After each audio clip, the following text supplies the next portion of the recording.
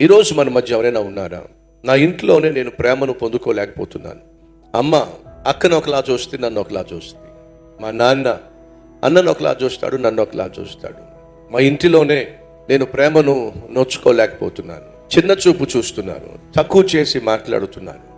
నా భర్త అందరితో బాగా మాట్లాడతాడు, కానీ నా దగ్గరకు వచ్చేసరికి ఏమిటో హేళనగా మాట్లాడతాడు. వాళ్ళ చెల్లెళ్ళతో చాలా చక్కగా మాట్లాడతాడు, వాళ్ళ తమ్ముళ్ళతో చాలా చక్కగా మాట్లాడతాడు, వాళ్ళ ఇంటి వారితో చాలా చక్కగా మాట్లాడతాడు, కానీ నా దగ్గరకు వచ్చేసరికి మాత్రం చాలా హీనంగా చూస్తాడు అని వాపోయేటటువంటి సహోదరిగా నువ్వు ఉండొచ్చు. లేదా భర్తగా నువ్వు కూడా, నా భార్య అందరితో చాలా మర్యాదగా మాట్లాడుతుంది, కానీ నా దగ్గరకు వచ్చేసరికి మాత్రం అస్సలు మర్యాద లేకుండా మాట్లాడుతుంది.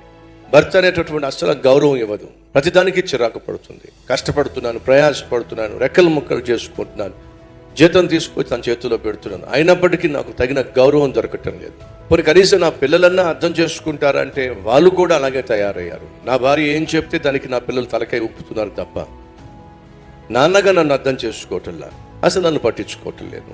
ఎందుకు వచ్చిన జీవితం ఇది అనేటటువంటి బాధ మీలో కొందరికైనా ఉండే ఉంటుంది. ఎవరు నిన్ను అర్థం చేసుకున్నా అర్థం చేసుకోకపోయినా, ఎవరు నిన్ను ఆదరించినా ఆదరించకపోయినా, ఎవరు నిన్ను అంగీకరించినా అంగీకరించకపోయినా, నిన్ను అర్థం చేసుకోగలిగిన దేవుడు ఉన్నాడు, ఆదరించగలిగిన దేవుడు ఉన్నాడు. ఆయన పేరు ప్రభు అయిన యేసుక్రీస్తు.